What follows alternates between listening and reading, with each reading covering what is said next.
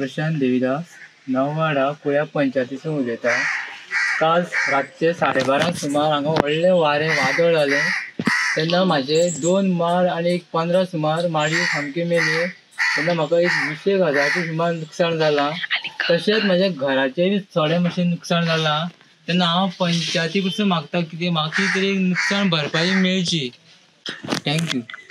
तर आमी कुळे पंचायत क्षेत्रांतल्या नववाड्यार हांगा आसा, जे जाग्यार प्रशांत देविदास आसा त्यांची घराचेर राती 12:30 सुमार माड पडलो। जे अवकाळी पावस येता आनी जो वारो आयल्या कारणान हे माड आमच्या घरार पडलो अशें तिणें सांगलें आसा। माडाक लागून तेंची सुपारी आनी बाकीचे अन्य मोठ्या प्रमाणान लुकसाण जाल्लें आसा।